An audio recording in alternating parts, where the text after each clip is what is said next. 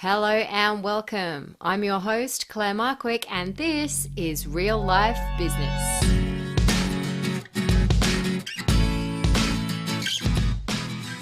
Hello and welcome to episode number 20 of the Real Life Business podcast, the show that helps you juggle your business with everything else that goes on in our lives. I'm your host, Claire Markwick, business coach to proactive entrepreneurs looking to have a business that serves their lifestyle rather than one that takes over it. And this week we are back to our normal interview format and we are chatting with Joanne Holbrook about building our capacity in business. Joanne is a mum of two and wife to a US Army officer. She spent half her life in South Africa, born under the controlling apartheid government, and this experience, coupled with the world travels that come with military life, have led her to experience many different parenting cultures, which then became the inspiration for her book, Your Passport to Parenting. Joanne is an author, keynote speaker, parenting advocate, and entrepreneur, and talks to us today about how she could not possibly have imagined where she is right now, even just a few years ago, which highlights the importance as an entrepreneur to just start. I know that you're going to love this conversation. There are some awesome takeaways here, so sit back, relax, and enjoy. Welcome, Joanne. Thank you so much for joining me. We have been trying to tee this conversation up for a while now, haven't we? But you've been busy recording your Audible book, which I'm sure we're going to hear more about later on. But how about we start? You're in Hawaii right now, but as we heard in the intro, you've kind of lived all over the world. Sort of your family's been traveling around, bringing up your children in all sorts of different countries. Why don't you fill us in a little bit more about some background of how you got to where you are right now? Yeah. How did I get here kind of thing. So thanks for today. I'm really happy to be here. So I'm South African originally. I was a professional dancer and I went at 26, I decided to go to London to dance there for a while. I worked there for 3 years, met my husband. He's in the US Army, and we moved with him every 2 years since then. So we were in Germany, then we went to North Carolina, to Kansas, to Washington State, to England, to Germany, to Virginia, and to Australia, and now we're in Hawaii. So my goodness, pretty much how it all happened over the last 16 years. It's crazy.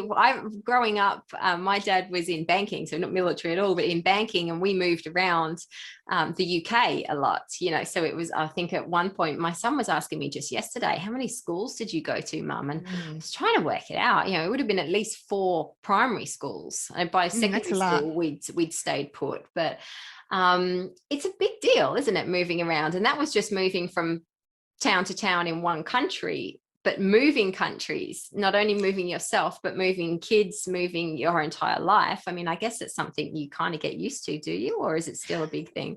No, I don't think you ever get used to it because every country is different. There's no like checklist that you go through. Every country's banking's different. Every country's tax system's different. Every country's cars are different, and everybody, even just getting your car on the road, they have different rules and different licenses, and you have to get a new driver's license every time, and you've got to get new telephone numbers and new banks and new so your dentists and hair appointments and all of this. There's all the legalities, like in the UK you need a TV license, but in other countries you don't. There's all these rules that you don't even know are waiting for you.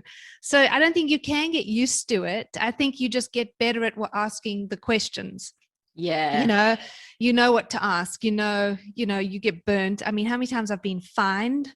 I mean, I probably have spent so much money on being fined for not knowing to ask a certain question. So you learn how to get better at asking more, which is actually how my book came about, because I got really good at asking questions.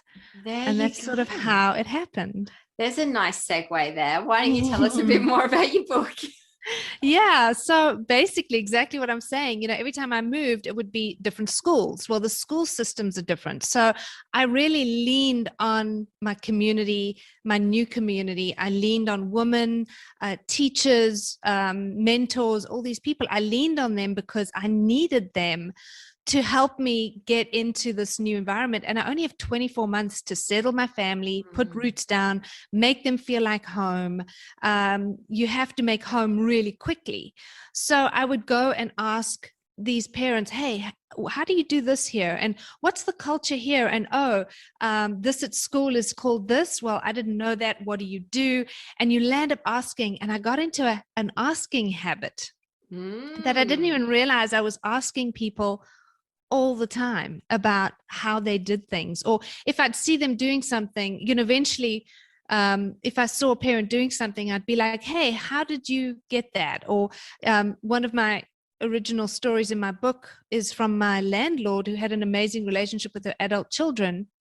And I went up to her and I said, how did you get that? Because when my kids are adults, I want that.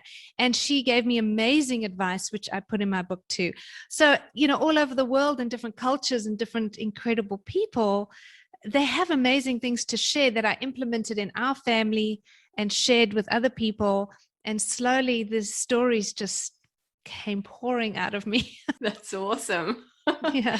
I can't imagine the sort of that cycle, that 24 months, like you said, having to kind of make home so fast and be settled. I think there would be lessons in that translate to business or would translate to everything, wouldn't there? And would you say you've had to learn to be comfortable with the uncomfortable, comfortable with the not knowing, just comfortable, like you say, in your sort of way of approaching things by asking lots of questions? Yeah. And I think, I've really learned to move forward, do things, and have no expectations on the outcome, because not everything is going to work out. And I think, I started a business when we were in Germany, and then I brought it to the US. And then when I moved to Australia, I started another business with the book and my coaching and my courses. And all of that, I don't think I would have done that had I not started this whole journey, because I start things with zero expectations on how they're ever going to come out. It has been my secret superpower. I love that. And I'm really curious because, I come from an accounting background, traditional business studies background. And it's like, okay, well, we've got to think business, we've got to have business plans. We've got to think this, we've got to have that sorted. We've got to have that sorted. We've got to have all our ducks lined up in a row. How do you balance that? Because I think that's something that a lot of people can really struggle with, isn't it? There's so much talk about this. Let's just start something. We don't need to know how it's going to work out on the one hand, but then there's that very traditional mindset of you've got to have a business plan. You've got to have things planned out. You've got to have a budget. Where's that balance, do you think? I think you have to have both. I am very fly by my seat of my pants, but I do plan. But I don't plan with the expectation that that's the way the plan's going to go. But I have a very, the whole, you're very lucky. Well, I planned, kind of thing. You always hear other people, that she's so lucky, they're so lucky. Yes, because maybe you took the opportunities that were offered to you that weren't expected, but you had a little bit of a baseline plan. I know my husband is a super planner. And I think that helps because what if you have an idea of where you want to go, but you're still willing to take the road less traveled? I think the balance is that, and you don't always get it right. Sometimes sometimes I make bad choices, and I just at the end of it, I'm like, well, that was stupid, I'm like, okay, now I'm going to try this one. And, 50% of what I do is a waste of time, but I just don't know which 50%. Yeah. So everything just leads to the other. But I do plan. When I move, I plan.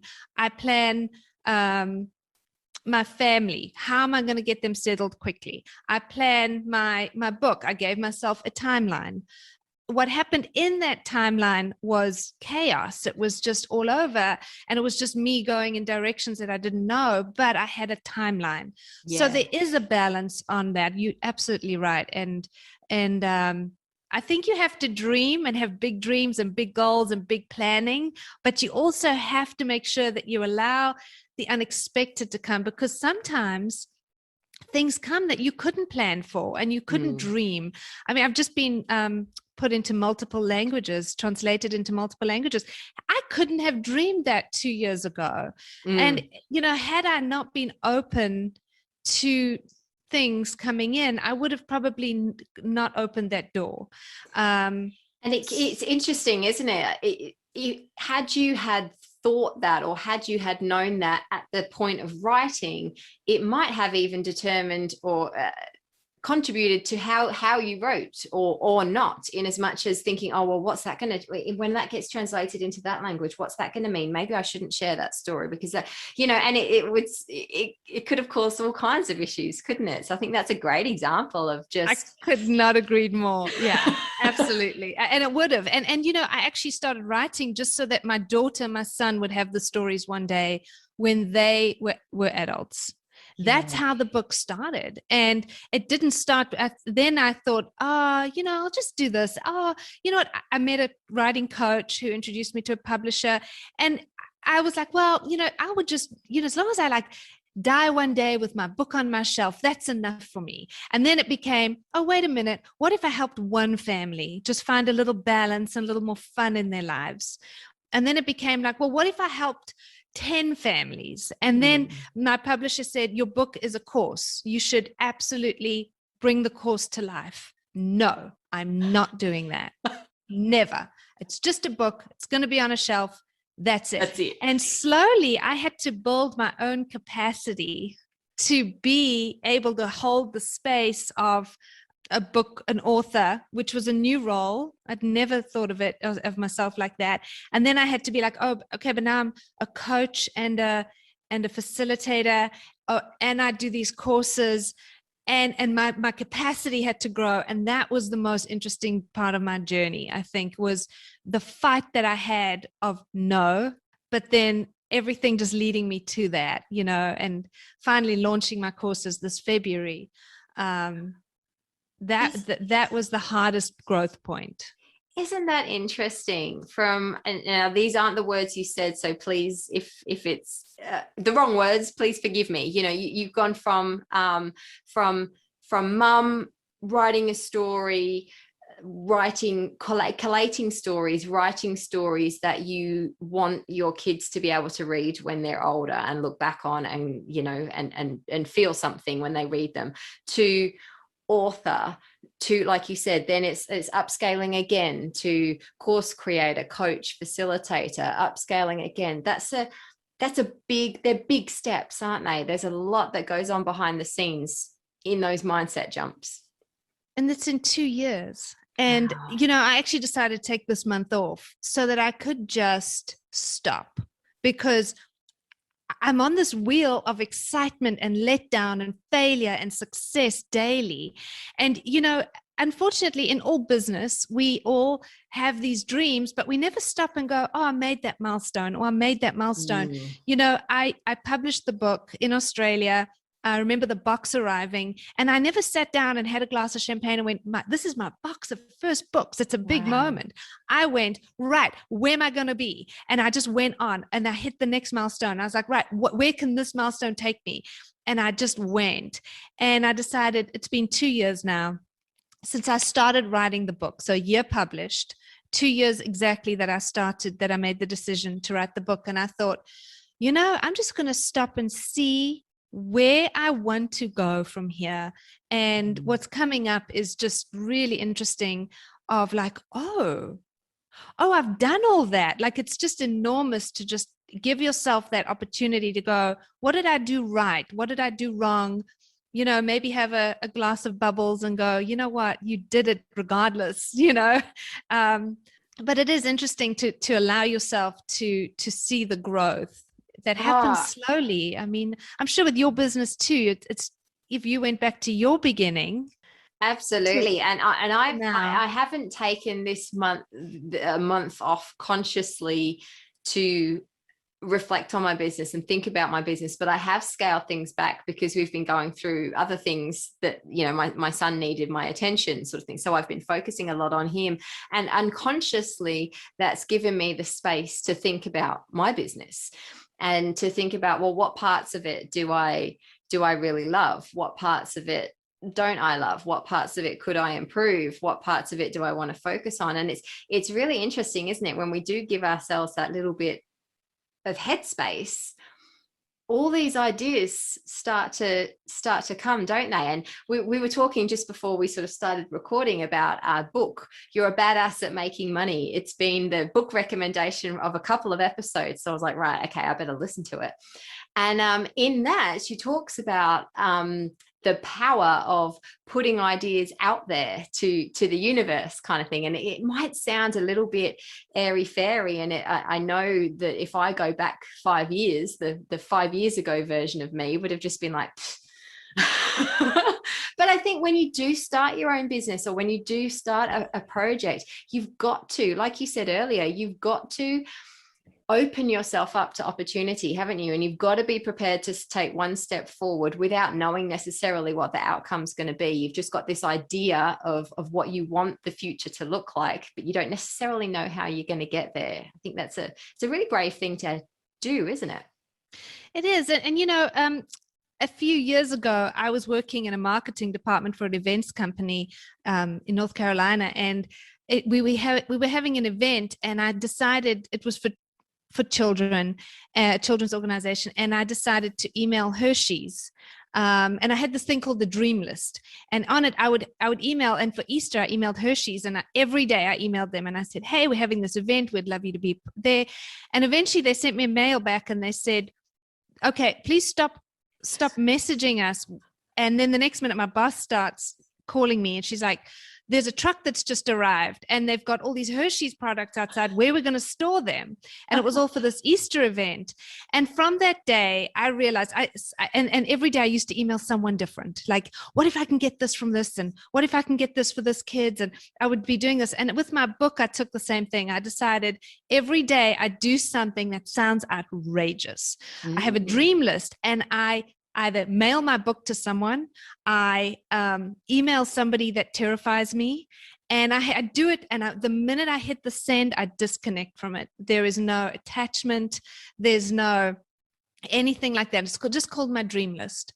And I just keep on thinking about that Hershey story of just that one thing that happens that you just don't expect. Yeah. You know, have that dream list, have that do that outrageous email, or put yourself out there and then walk away. Because you can't attach to all of them. Otherwise you become exhausted with want and desire. And I want a dream. Why can't this happen for me?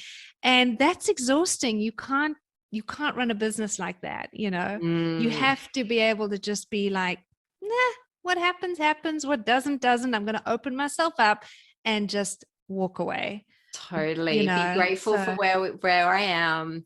And that's something that I know I've learned from my business journey. You know, everyone talks about the roller coaster, the ups and downs, the good times, the bad times. And, you know, we can't control everything. We can only control our attitude to it and all that. You know, we've heard that so many times, but I think until you actually experience it for yourself, it doesn't fully sink in, does it? And one thing that I have learnt along the way is to always be grateful, always see the opportunity. And it's not about being positive all the time. It's not about pushing the crap away when there's when something bad is happening. It's dealing with that. It's letting those emotions flow. It's processing them, but it's seeing what is the opportunity here. What has the universe sent that to me for, in order for me to learn? Who do I need to grow into as a result of this? So all of this pain and all of this suffering, or all of this anxiety, or all this worry, all this fear wasn't in vain. Have you had, you're sort of acknowledging what I'm saying on the video here, have you had similar experiences where there's been really tough times that have I led think to so. something?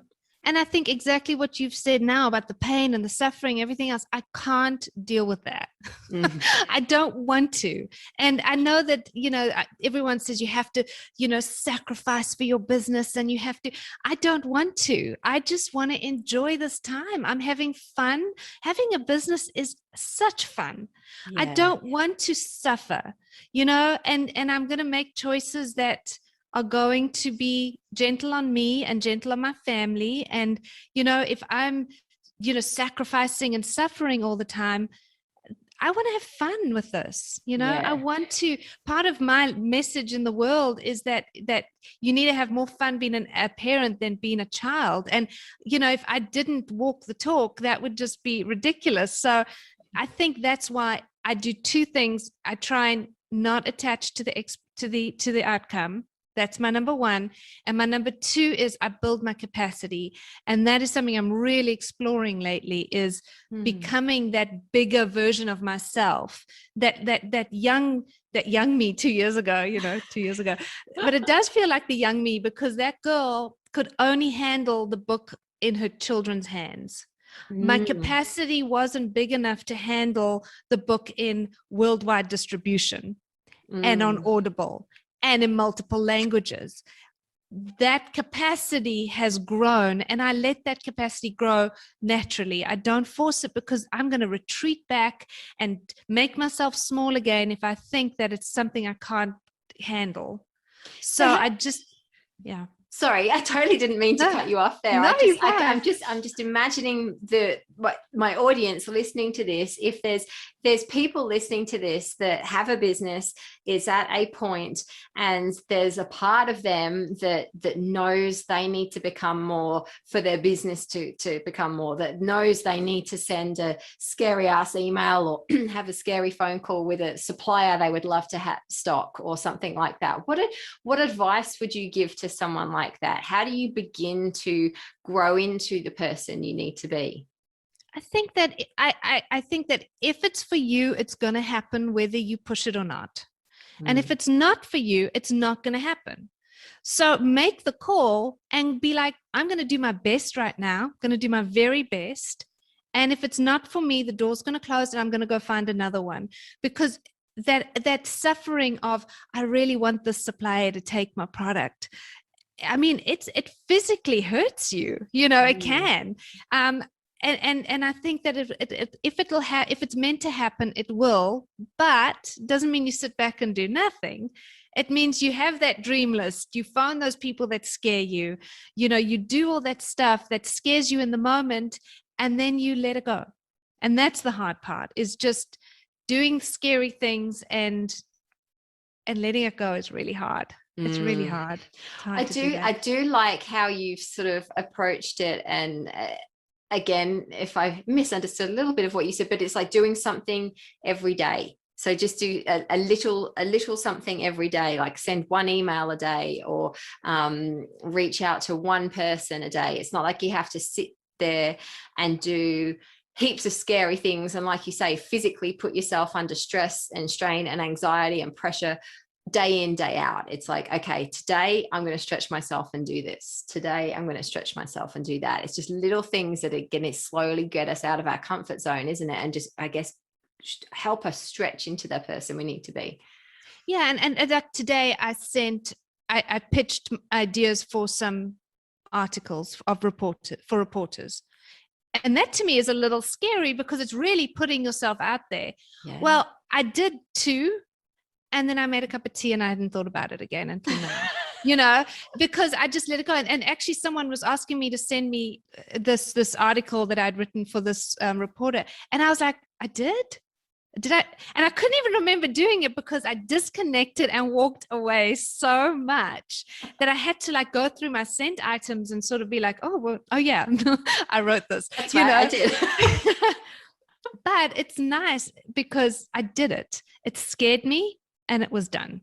I really like how you say you sort of detach yourself from it once you've done it, because that in itself then releases you, doesn't it? Like maybe it gives you that freedom or that space to grow or for that activity to kind of integrate. If we do something scary, like say pitch an idea to someone who scares us, and then we sit the whole time checking our inbox, or have they read it yet? Have I got that read receipt yet? I wonder what they're going to think of it. Maybe I should have said this. Maybe I should have said that. That kind of defeats the purpose, I feel. And I think that 9 out of 10 times it's not going to happen. Yeah. You know, if you send out 10 emails to suppliers, 9 of them are most probably going to say no. So you're going to feel beaten 9 times. You know what I mean? Where I just assume that the 10th one will come. I'm just focusing on that number 10. Like, it's a numbers game, you know, as much as you put yourself out there is, you know, most of it's not everybody's going to see what you have. They're not going to see what you're saying. They're not going to understand you.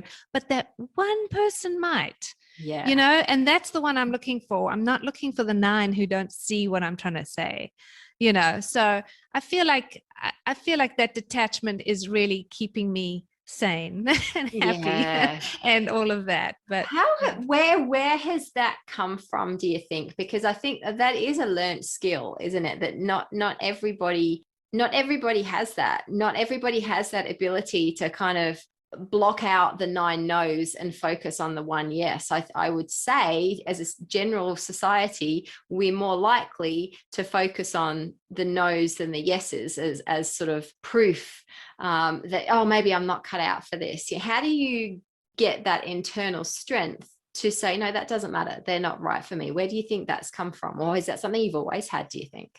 No, I think it's just life, really. You know, I've always been a brave person. I always have been. I've always done, I think it was from my dancing days, you know, going to audition after audition, and you're too big, you're too small, you're too pale, your hair's too this color, your hair.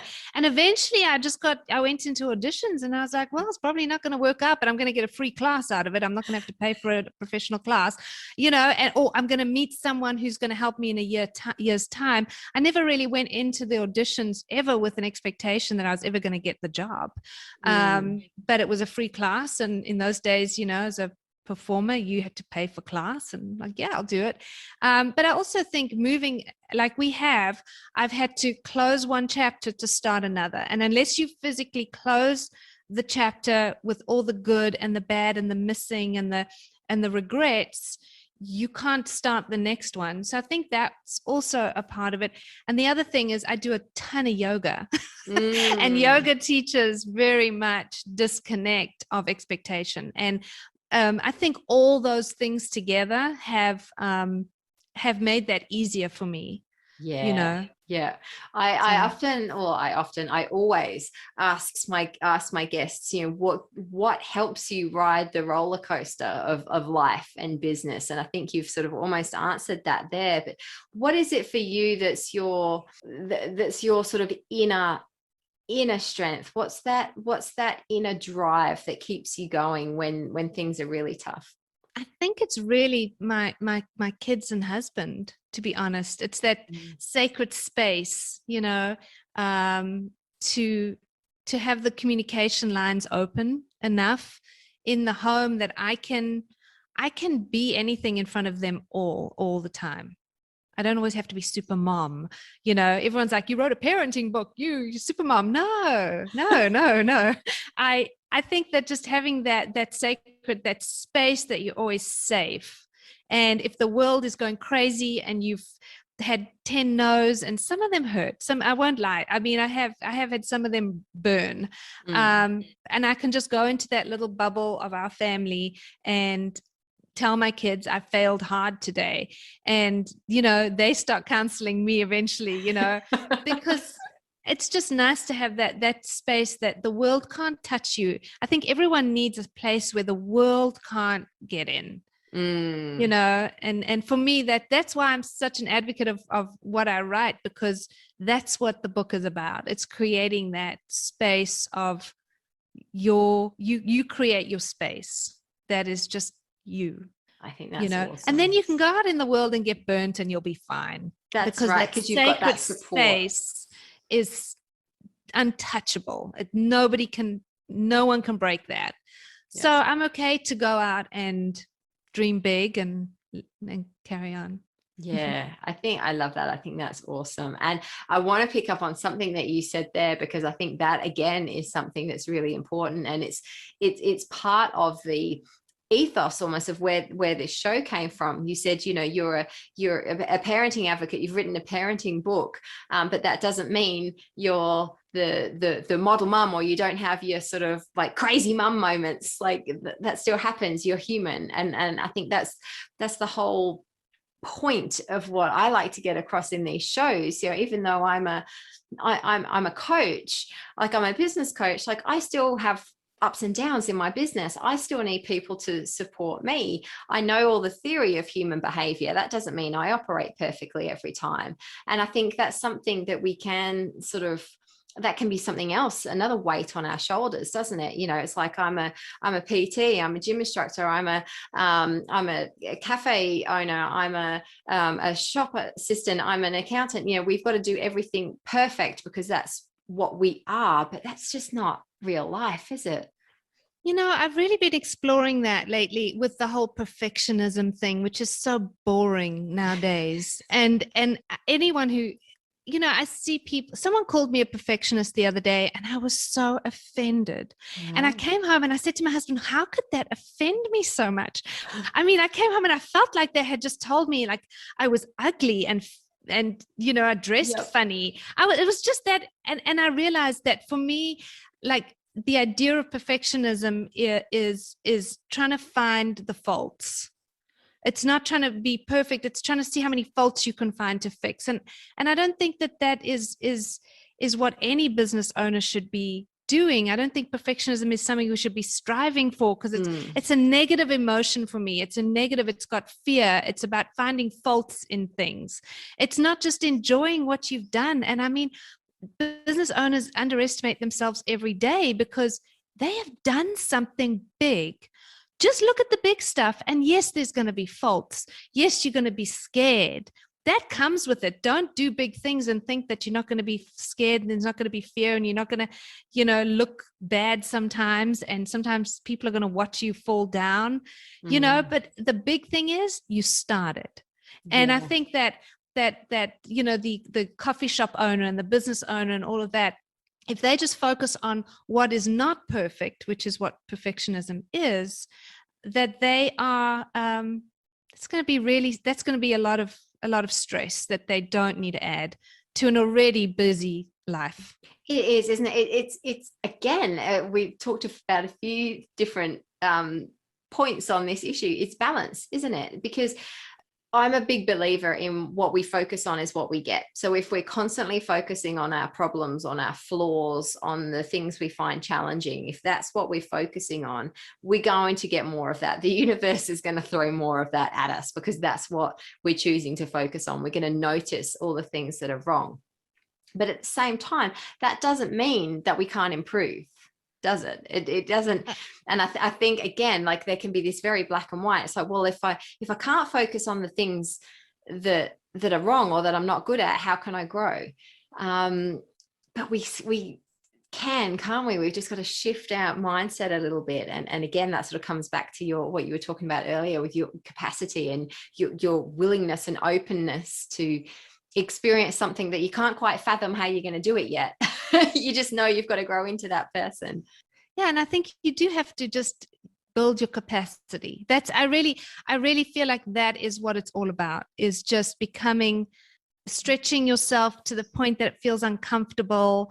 And then you're like, oh, this feels good now. And then stretching again and all of that. But I do think that changing the mindset, if you're in a negative mind space, which we all are at some point, and to go, oh, okay, this is not good for me. I'm not feeling good in this situation. Okay, now I need to stop. And like I'm doing this month, what have I done right? More than what have I done wrong? I know what I've done wrong. I felt those the failures. But what did I do right? Those are the things that we don't often spend time on, looking at, oh, I did this right. And that felt good. Okay, I'm going to do more of that because that felt good, and oh, this felt really great. And okay, I'm going to do that. But the failures, I don't need to think about them again. They've been dealt with. They're gone. They They hurt in the moment, and yeah, no, they're not coming back. But I'll make new failures. There'll be new ones to deal with. We don't need to dwell on them. We don't. And I think that's great advice, isn't it, for being that role model for our kids as well. Just focusing on, like I like to put it, like taking one step forward at a time, comparing ourselves only to ourselves in the past. It's something I talk to my boys about a lot, in terms of, because there's so much grading at school. There's so much, you're on this reading level and you're on that maths level and you're on those level spelling words and you're on this and you're on that. And I don't like the culture of comparison that it's breeding. And so I sort of try and get our boys to focus on, just look at you, just look at where you were at the start of last year and where you are now, and focus on that comparison, and then have a think about where you could be this time next year, and what do you need to do, who do you need to be, how can you grow into the person that's going to be achieving that next year, and just focus on our own journeys is what's really important, isn't it? Absolutely. And I think the other thing there is to let them celebrate other people. My son is a big baseball player, and one of the boys in his school got into this huge program, and my son immediately, I could look on his face, he just went, I'm not good enough. It wasn't even in his age group, it was nothing, but that was his first thought. And I said to him, let's celebrate this boy, because he has worked hard, he has done well, let's go hang out with him, he's doing well, let's go and hang out with the people who are doing it really well and be in awe of them, instead of judging ourselves against how we haven't got there yet. Not that he's even in this right grade to get there, but immediately that self-doubt, I could just see it all over his face. And I think even as adults, we have that, I know I look at other authors and I'm like, oh man, they're doing so much better than me, but it's not a competition. I'm doing just fine. I need to go hang out with them and explore how it feels to be in their space. What do they do? How do they think? There's so many great people out there that we don't hang out with because they're intimidating, or because we don't think, but we need to be around these people that, and if they're good people, they're going to share with you, and help you grow. That is exactly right. But I mean, I think it's natural in some ways to measure ourselves, isn't it? Like this podcast, for example, it's really easy. I log onto my dashboard and I can measure the downloads. I can see how many people have listened to it. And I can be, on the one hand, I could choose to think, oh my God, like only that many people, really? Like, look at that show there doing millions of downloads. Look at that show there. But again, it's that same example with the baseball, isn't it? It's like they're in a completely different league. Like I can't possibly compare myself to them. I can be in awe of them, as you say. I can model their thinking. I can model how they do things. I can go hang out with them if they host mastermind programs and things like that. But my journey is my own. Your journey with your book is your own. Your kids' journey with their sport is their own. Everyone listening to this, we're on our own journey, aren't we? And I think that's a really important thing to remember. Can I tell you a secret? Yeah. I've never counted how many books I've sold. Really? Never. And I will never. I never want to jump on that, because I know myself. Yeah. I know that once I start counting, I'll never stop. Wow. And I vowed when I sold book 1, I went, that's all I need to know. Because my goal was to sell 1 book. Yeah. And I sold 1 book, and I've never counted. I have no idea how many books I've sold. And I don't want to know. That's something that I'm like, wow. And it's the question people ask me the most. It's the number one question I get asked is, how many books have you sold? Because for some reason, that's a measure. What I do count is the emails I get from moms going, oh my God, I just had a breakthrough in my family. That's what I count. I don't count the book sales or the Audible sales or anything. I think that's another really important lesson that we can take from this conversation, what you've just said right there. It's focusing on the metrics that count, isn't it? Not necessarily the metrics that society says we should be measuring. Like, measure what matters to us in our businesses. I think that's great advice. You've probably, you've probably answered it through the conversation, but it's something that, again, that I'm asking all my guests is what are your non-negotiables throughout the day? What keeps you in the right mindset, in this seemingly really healthy, positive growth mindset? What are the things that you absolutely have to have in your day? I do yoga every day. It's just my only quiet time that I can get just to check in with myself and just be like, how are you doing? How are you feeling? And sometimes if it's a bad day, then my non-negotiable is that I don't do anything that day. If I'm in like we all get in those negative mindsets days. That is my day. I don't touch the world. That is something that I really commit to. The world only sees me when I have something to offer them, not something negative. So the other thing is the evenings are very important to me. Those are my non-negotiables, sort of from dinner time. That is my non-negotiable. People often ask me, can you do this interview this time? And can you do this here? And I'm not doing that because I got 4 more years until my oldest is out the house and to university. And that's sacred time for me. In 4 years, chat to me after 5 o'clock. You know what I mean? Like that to me is very important. But it comes back to that planning thing. Yeah. Yes, I'm do it all, but my planning is I've only got so many years that my children are at home with me. I'm going to really miss the dinner time rituals that we have. Yeah. Or the morning times, or driving them to school for me is my favorite time of the day because I get them in a little contained environment where they can't go anywhere. And but I'm only going to have that for a little bit of time. So I'm going to use the time. So my non-negotiables are use the time I have while I have them. And then while they're at school, I go, I see how I feel. Some days I'm braver than others. And some days I just want to crawl into a hole and hide. And that's okay. Yeah. Yeah. I'm really, really enjoying this conversation. If people want to find out more about your book, if they want to read or listen to your book or find out more about what you do, how can they get in touch with you? I am on all socials under Your Passport to Parenting. And I have my Audible is only on Audible. I got an exclusive with Audible. So you can just download that. I actually really prefer the Audible to the book. I'm getting a lot more feedback because there's more of emotion in the book in the right places. And you actually read it. You actually narrated it yourself, didn't you? And I love that when authors actually narrate their books themselves, because you hear that passion and you hear all that tone in their voice and you hear the feeling behind the stories and things. I love that. Yeah, it was a great journey. I'm so glad I did it myself. It was huge undertaking. It was a while, but I am so happy I did it myself now. So I remember seeing your social media posts where you're like hiding in your like walk-in robe because it was the most acoustic, the best place for acoustics and things. Yeah, I was like, man, that is real life. That's why I need you on this show. It was real life. It was real life. It was in my closet, and because of the clothes, it's the perfect sound, and it is they did do a great job. The company who recorded were amazing.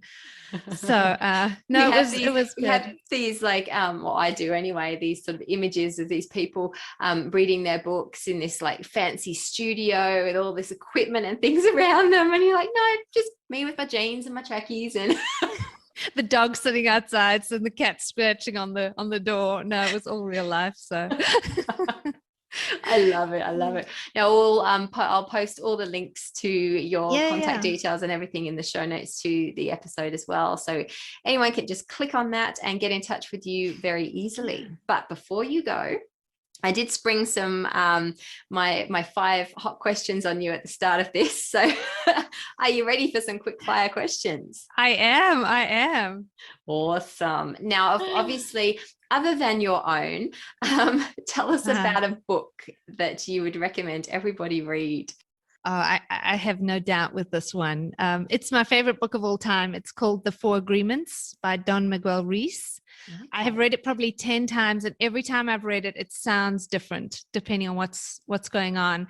And it's basically 4 agreements you make with yourself to live a happier life. And the one is be impeccable with your words. So also don't speak badly about others, but also don't speak badly about yourself and dumb yourself down and all of that, but he writes such a beautiful reasoning. The other is don't take anything personally, which has been the hardest one on this journey for me to learn. Yes. And that one has been amazing. And then don't make assumptions, ask questions, find out, don't just assume It's a big one, isn't it? That was a big one. And all of these in business, I think, are magic.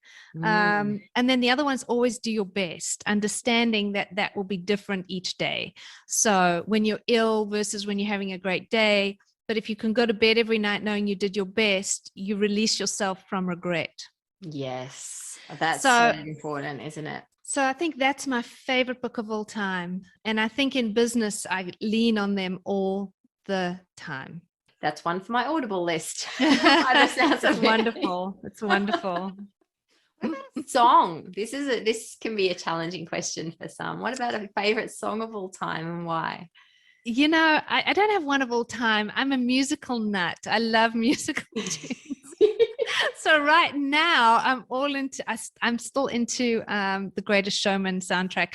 I don't know why, but I like to sing along to show tunes, and like I have my degrees in theater and dance, and I performed for many years. So musicals for me, it holds a special place.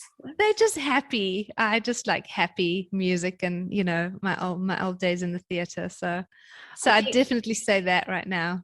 Million Dreams is actually one I've been listening to over and over again from Greatest Showman. So that's also relevant to business owners. It's about having dreams that no one else sees and just keep going with them. Yes. I absolutely love listening to musical soundtracks because, I mean, obviously it's a story. It's a progression of a story, isn't it? And he's just, all songs I think invoke so much emotion, but musical theater, like those songs, I don't know whether it's the journey through a group of songs. I don't know what it is. You've studied it. You probably know the psychology behind it, but there is so much energy there, isn't there? And I have been known to belt out a few Greatest Showman tunes in the car as I'm driving as well. So yeah.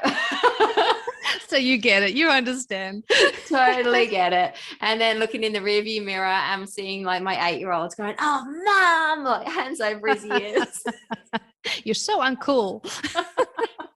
Tell us about a quote that's changed your life. Well, I think for this, I think Richard Branson's say yes when someone offers you an opportunity and then figure out how to do it later. I think that one is probably the biggest, because just say yes, just become the yes person and that has been that theme has really been coming out through a lot of these episodes, particularly with Suze Chadwick from last week. Absolutely, like say yes, then work out the how, with the proviso, as long as that yes is moving you in the direction of where you want to be, and you're not just saying yes to busy yourself and actually stop yourself doing what you should be doing. Exactly. That's another trap that a lot of people can fall into, can't we? Myself included. Absolutely. Well, when I wrote the book, I didn't know how to. I had no idea. I just said yes and took it step by step, But yes, I did first check in, see if it was where I wanted to go, and then it was a yes. Yeah. Oh, so exciting. Here's something a bit more practical. What about a piece of tech or an app or a piece of software that sort of changed how you do business? I'm very busy on social media. Like I spend a lot of time on my socials, on my Instagram and my Facebooks and my YouTube channel, which needs a bit of work right now, and all of that. But what I use is an app called Lightroom, and it helps me just take random pictures and make them look a little bit more professional and that. So Lightroom, and it's a free app, and I use it all the time, and that has definitely helped me because it's quick and easy and I can get on with it. So Yes, That I is like something I it. use all the time. Yeah. I like it. I know there's lots of professional photographers in my network, probably a few listening to this, that would be like clapping and praising, go, yes, just spending that little bit of time making your photos look that step up makes such a big difference. Great tip. Leave us with a life hack. Ooh, this Something one's a that we think, hard one. no, these have been fascinating. I love this question. I think I've had this one for many years. I think, and this started in London when I was living there, and it was always look up when you're feeling down or scared. Always look up, because whether you're looking at the sky or the top of buildings, there's always some decoration at the top of buildings in a city, or there's always something at the top that is worth looking at. And I think a lot of us walk down and we look down and we get all in our own little space. But, just looking up sometimes it just makes you see that you're not that big. You're not that important. You're just you're just living your own little life. And there's such a bigger world around you. That just puts things in perspective. So I always say, just when you're feeling down, just look up, wherever you are, just look up. I think that's fantastic. I'm looking up right now and I'm seeing cobwebs in the corner of my room, and I'm thinking to myself, wow, what a wonderful home for a spider. Exactly. To the positive. That spider is getting rid of all those bugs that you don't want. Exactly. Oh, Joanne, thank you so much. It has been such a great conversation. I think there's so much that we can take from this and apply to all different aspects of our life, of our parenting, of our businesses. It's been a great conversation. Thank you. And as I said, I'll post all your links, contact links, social links in the show notes of the episode as well. So thank you so much. I really appreciate it. Thank you. Thank you.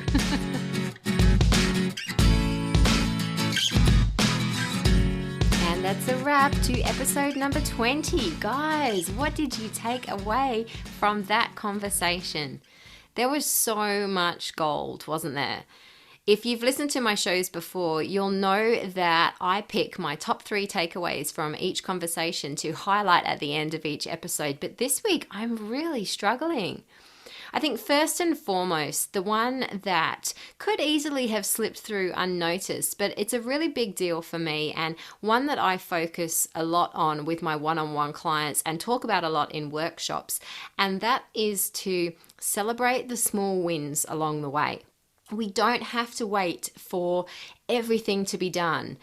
It's a case of celebrating the mess, celebrating getting through the day, celebrating crossing a job off the to-do list that's been nagging us for a while. It's about getting into the habit of celebrating our achievements rather than beating ourselves up about all the things we've still got to do. You would never, ever say to a young child who's come home all proud that they've mastered their 2 times tables, you wouldn't say, go you, but hey, you've still got your 3s, 4s, 5s, 6s, all the way up to 10s or whatever still to go. So don't go, celebrating yourself too much. We would never, ever do that. We would praise them. We would celebrate them. And we need to start to learn to do that for ourselves too, to give us the energy to keep moving forwards. The next biggie for me came from what Joanne said about how she plans her activities, but not necessarily how she's going to get to the outcome. So to me, what that means or what that's about is having an idea, or like having a very clear idea of where we want to get to, what the outcome is that we're trying to achieve, but not to actually attach ourselves to the route that we're going to take in order to get there, because things happen, shit happens, stuff gets thrown across our path, and we can too easily decide that the goal therefore is not meant to be for us. Maybe we'll say, oh, maybe I'm not worthy of that after all. Maybe I'm not good enough for that. Maybe I'm not cut out for that. But in actual fact, what it might be instead is the fact that that path wasn't the right path for us. So what I took from Joanne's story around what she was saying there is the fact that we need to have a very clear idea of where we're heading. But then we need to let go of how we actually get there. And we need to view that journey as an opportunity for us to learn and grow, and almost to expect things to go wrong along the way, but not to let that stop us, to help that allow us to grow into the person that we need to be. And that leads me really nicely to my third and final takeaway from this conversation, which I think is a really big one and a really important one. And that was what Joanne was talking about in regards to building her capacity, growing herself as a person. And this is something we spoke about in episode 4, I think with Dave Clare as well, how as entrepreneurs and business owners, we need to be continuously evolving, growing, shape-shifting, changing into the person that we need to be to elevate our business to that next level. You know, we have to upscale, we have to upskill ourselves as a human being in order to expand our business. We need to refine our thinking. We need to upgrade our beliefs. We need to decide that new things are possible. Remember, Joanne said when she started to write her book, her intent was to capture stories and learnings for her children. And then she had to upgrade her thinking into, well, what if I could help another family? Or what if I could help another 10 families? And she constantly just had to take those little steps to upgrade her thinking. And now her book is published in multiple languages around the world. There's an Audible version and there's an online course as well. I think it's a phenomenal lesson that as entrepreneurs, we all need to hear. Alrighty then, if this episode has brought up anything for you that you feel you would get value from chatting through, then why not book in for one of my 30-minute business bouncing sessions? They are completely complimentary, completely free, and a great way to start to iron out the thoughts in your head and get clear on the way forward for you and your business. You can shoot me through an email at claire@reignitepc.com.au, or you can go straight ahead and book, and there is a booking link in the show notes to this episode. All right, if you haven't already, please like and subscribe on your podcast app of choice, and remember to share this episode with someone in your network who you think would get value from hearing it this week. I'll be back in your ears really soon, and until then, bye-bye.